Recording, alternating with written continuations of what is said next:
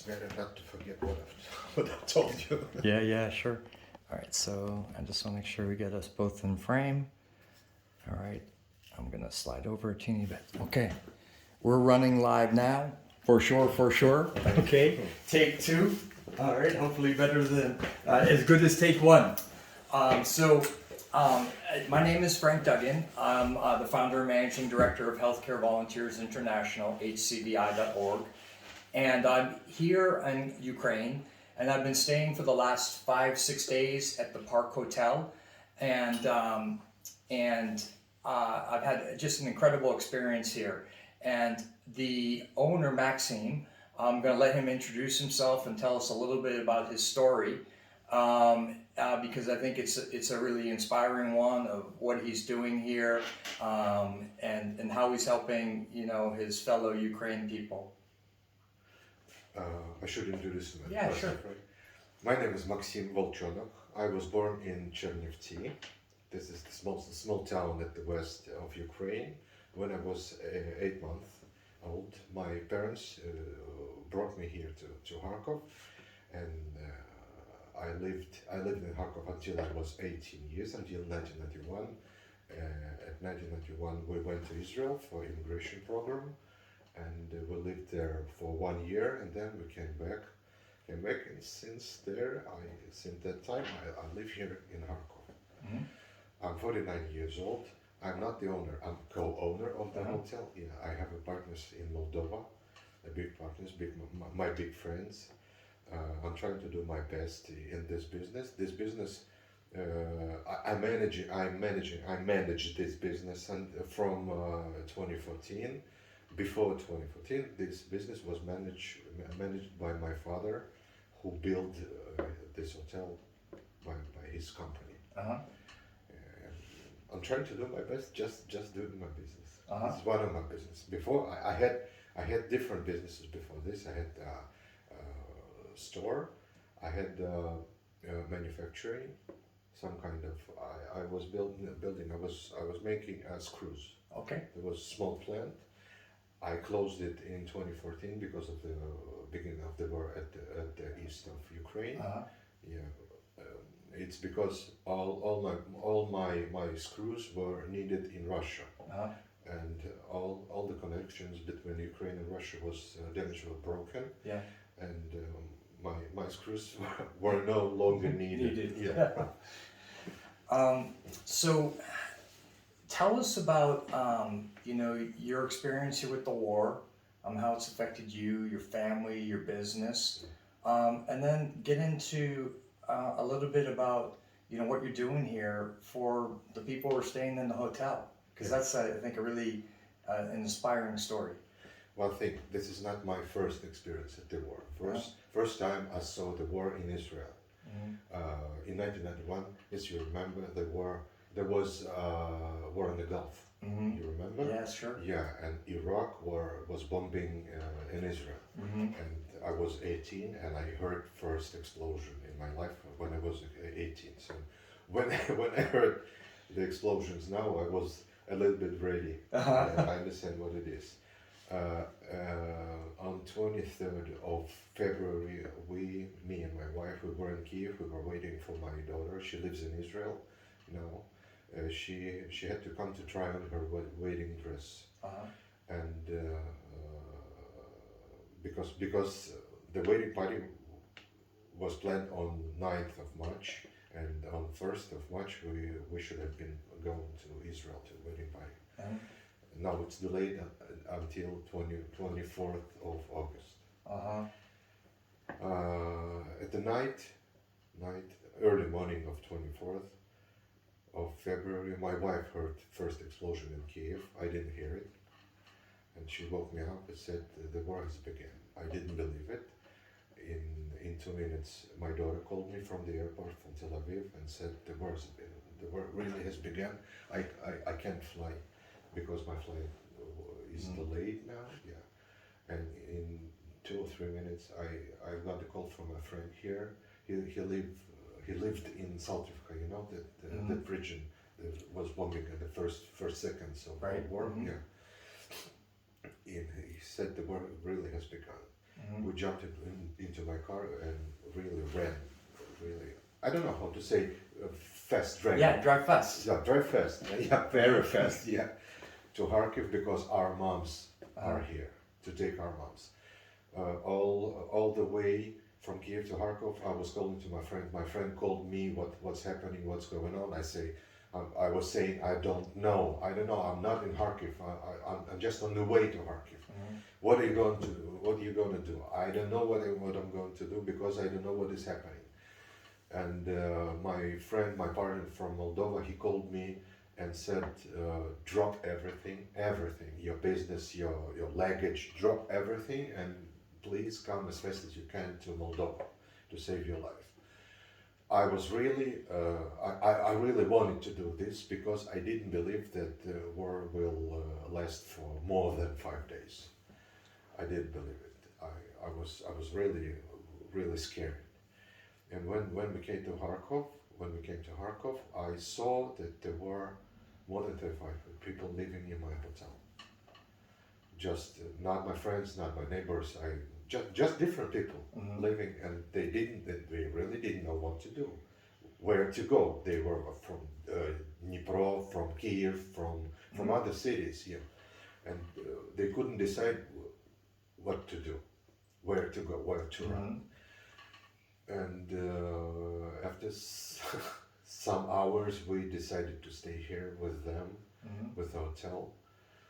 But I really understood that if in any case, if any Russian soldier come into Kharkov, I will run away immediately at the same second. Yeah, I don't want to live in Russia. I do not understand the Russian world. I do not understand the Russian psychology, the mentality. It's absolutely. They are absolute enemies for me. Absolute, yeah. And first days were really difficult for me. I was thinking every morning, every day, every evening, should I go or should I stay? Should I go? Should I stay?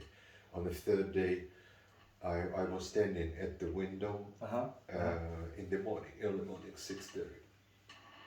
I think so, 6:30, 6:45, and I saw so many cars with huge of luggages running along the street, and I was thinking, what am I doing here? I should take my family and run away from here because everyone runs away. Right. Yeah. And then day after day, we got used to it. Bombing, the siren. The most dangerous and most scaring for me were planes. Yeah, military planes. It's huge.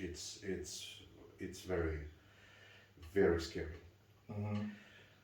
And after 10 days from the beginning of the war, yeah, they came to me, people from gas service, and they said that they have to switch me off from the gas because I do not pay. And for first 5 days, many people of my surrounding, my friends, my neighbors, my comrades, they called me asking me what to do. I said all of them, come to me, please. It's most safe because you live in Saltivka, Alexeyevka, most dangerous regions of the city. Come to me. All my stuff from the hotel, they ran away for 2 or 3 days from the beginning of this, and we stayed without the stuff. They were living only refugees. We didn't make any money, any benefit. We didn't sell any room, and I was trying to explain them. Look, guys, we don't have any profit. We don't have the money for paying for gas, for electricity. What should I do? What are you doing? We don't know. We don't care. It's not our business. You should pay your debt, or in other case, we will switch you off. And we sat here in this office. We're talking for 2 or 3 hours, and made the decision to open the hotel as a hotel. Yeah, and many people from press, journalists, reporters, yeah, started to come here and help me Mm-hmm. to survive. You know, exactly you are helping us to survive. Mm-hmm. You brought us money, you pay for the room, Mm-hmm. and you give us a possibility to pay all our debts. Mm-hmm. Yeah, it's very impressive, and I'm very thankful for people like you. Mm-hmm. Two people like you. Uh-huh. Yeah. Um, I tell you, the experience for me here has just been wonderful. The staff is just so friendly and attentive, and It's not a stuff. but yeah, All my friends here. they're all working here. Yeah. I use that For word free. loosely. They're working here for free. They're all I do not pay them yeah. any So penny. so I think it's but it's a great demonstration of community. How you're all coming together to go ahead and solve a problem that's facing all of you. And this has been something that's impressed me the entire time I've been in the Ukraine, just how well you've come together. You know, different people from different backgrounds, and they forget everything to go ahead and just work to the same purpose of surviving in this very difficult environment. And man, I've been just overwhelmingly impressed with the resilience and fortitude and and the courage, frankly. I think you get used to it, probably but still we hear artillery shelling going, not too far away from here, and and in prior weeks, it's not too far away, you'll be seeing, buildings have been bombed. So I think that, to be doing what you're doing and sticking it out, it's one of the reasons why I think that the whole world should be behind the Ukraine. I think that you've demonstrated back in 2014 that you guys are willing to stand up and truly fight, for what you believe in. And, it's easy to talk about, freedom and democracy and those things, but when you have to put your life on the line for it, it's a completely different story. And like I said, the Ukraine people just overwhelmingly impressed me with their ability to go ahead and face such a difficult thing in front of them and come together as a community. Yeah, because we have a good example. Look, most of Ukrainian people, they think that United States is the best country of the world, and it's a good example. I'm thinking the same way as well. Mm-hmm. Yeah, I think it's the best country, one of the best country, but I think it's best country. On the second place is Australia. I love Australia with all my heart. Yeah, because it's very, very, very kind. Uh-huh. Yeah, but I love United States with all my heart as well, because I've been there. I've been in the United States my first and only time. I hope I will come again. Uh-huh. I have half of my family living in the United States. Uh-huh. Yeah, four cousins. Right. Yeah, they help me so much. They help me. They call me. They call me each evening, each day. They call me and ask me, what do you need? You need money, you need help, please come to us. And they send me money. Mm-hmm. They send me much money, and it helps me too very much, because we just started to get a benefit. Uh-huh. My big friend from Australia, from Melbourne, he calls me every 2 days and asks me, please come to us and we'll help you with everything, with the job, with the living place, with anything you want. Mm-hmm. But just drop everything and come to us. I was even talking to my daughter. She lives in Israel, and she's dreaming. She dreams every day to return to Ukraine. She loves Mm-hmm. Ukraine. She's a doctor. Uh-huh. She's trying to get the license in Israel to Uh-huh. pass the examination. Mm-hmm. It's not, she's not so lucky until, but I hope, I believe in her, Uh-huh. that she will pass this examination and will Uh-huh. get the license. And I told you, look, you have a great possibility. She had a Ukrainian passport too, Mhm. with Israeli passport. Yeah, both. Yeah. And I said to her, please, you have a possibility to go to the United States, to my family.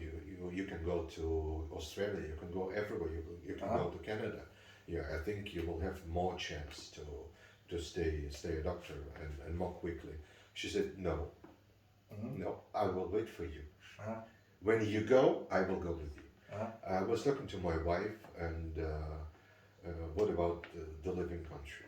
Mhm. Living Ukraine, to move to Australia or United States? She answered me, no, never, ever. I will never, ever leave Ukraine. I will stay here until we win. She believes in our victory. Mhm. Yeah. And I decided, if my wife said that Yes. it will be, I agree.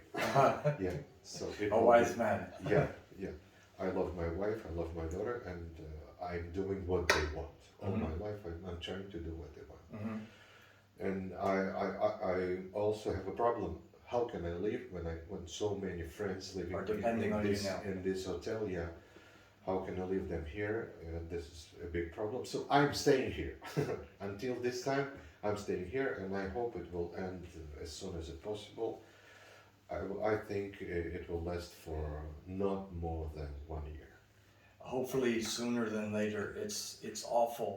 I was seeing patients, earlier today, a room full of children who've been injured by shrapnel. There was a 5-year-old boy who had a major femoral How do you artery. know that? Huh? How do you know that? Oh, I'm at the hospital. No, my room of my apartment was damaged by shrapnel. No. I said Ah. the patients today. Patients. Yeah. I'm sorry. I've seen children today. Ah. No, but I know I heard, when earlier we were discussing, how, you were living by the police station and moved Yeah, into the the next hotel, building, and yeah. a day later your building got bombed. Yeah. But I was saying that this is affecting.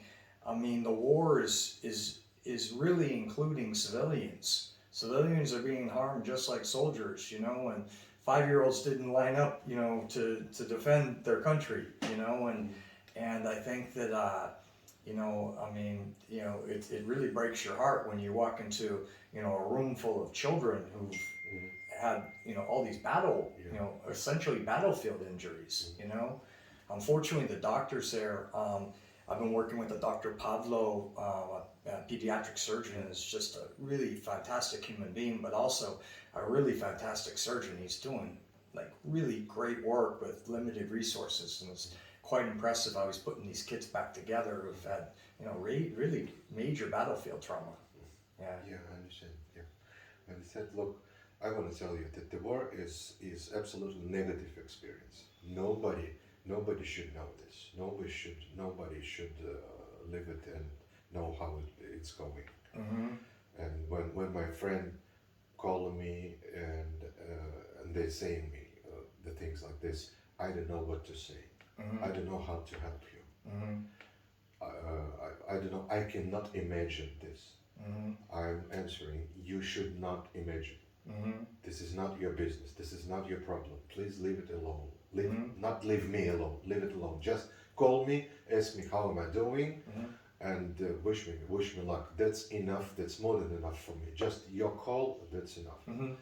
And they feel more comfortable Mm-hmm. after these words. Yeah, I mean, I think it takes a lot of courage to not run away from something like this. And like I said, I've just been overwhelmingly impressed by the resilience and fortitude of the Ukraine people and how they've come together as a community, and they're all helping each other. And man, they're tough. It's hard to not want to get behind and support of people like this. Who are facing such an awful threat to their country and their well-being.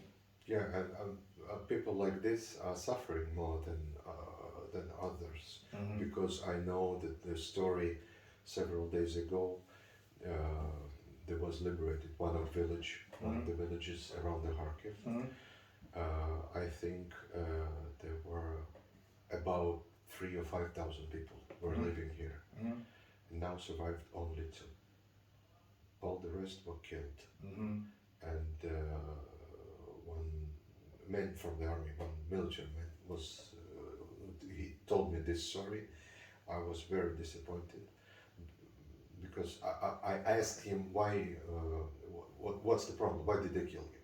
Why did Russian soldier kill those people, civilian people? And he answered me, they didn't want to move to Russia. Mm-hmm. Yeah, they were forced, but they didn't. Mm-hmm. So they chose the way. They way and they were killed. It's disgusting. I don't know. I don't have words to explain my feelings. You understand? Mm-hmm. So when you're strong like Ukrainian, you're in danger. Mm-hmm. You should understand it. Yeah, it's Mm-hmm. very dangerous. But we will not, as a Winston Churchill, he said, we will never surrender. Right. Yeah, never regret, never surrender. Mm-hmm. Yeah. I think you have the world behind you. And I hope we continue to increase the support so we can bring this tragic event to a close as soon as possible. I really appreciate your time and your sharing your story. Thank you so much. And really thank you for what you're doing. It was really impressive to me to have the background of the hotel and the experience here and again, you're a refuge for so many people, and that's really wonderful. This is I'm trying to do my best. And and it's This and I is my think you're doing a philosophy. great job. Yeah, thank you so much. Wonderful to meet you, and I look forward to coming back in about 10 days. I will wait for you. I can't wait when you come back. Yes, wonderful. Thank you. Thank you very much. Voila, that one worked.